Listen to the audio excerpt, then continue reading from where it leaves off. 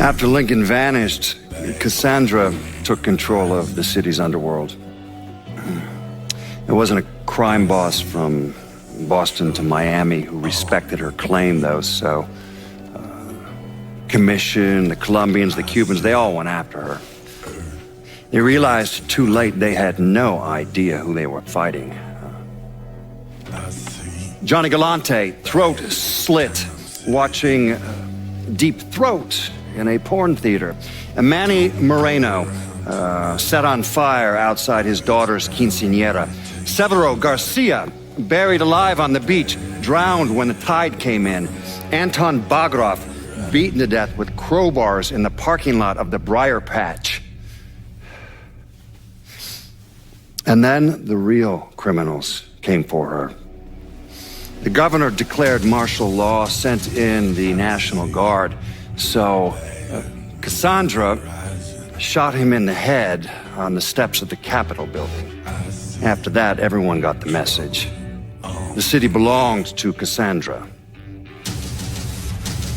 But the government is like a rogue elephant. It's murderous and patient and never forgets. So the state pulled funding for the schools, city maintenance, you name it. If they couldn't get Cassandra, they'd strangle the city until it gave her up. Hurricane Cassandra, the locals called it.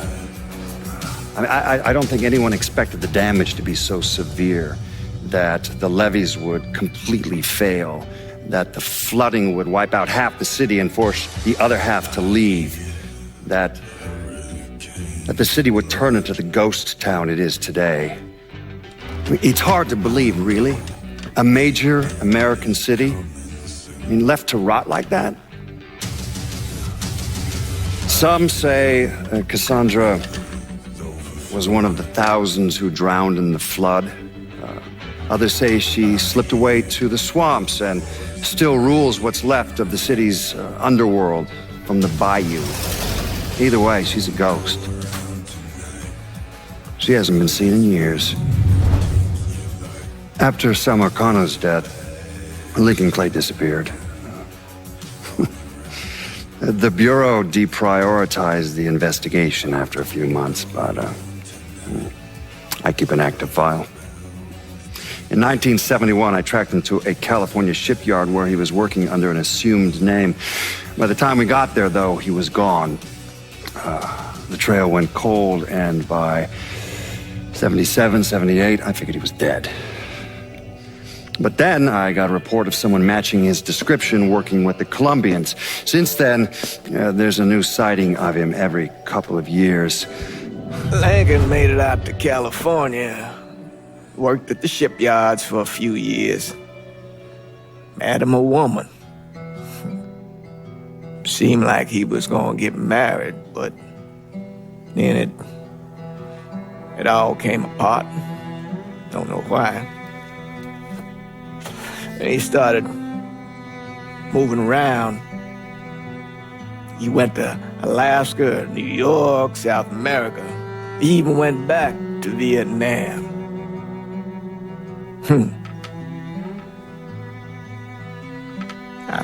I still get postcards from time to time.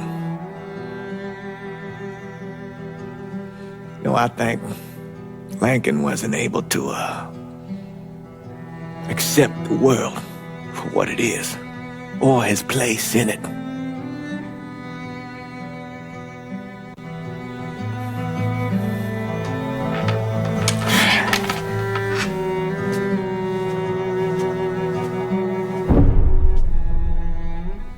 Someday, he's going to get tired of running, or make a mistake, and I'll be waiting.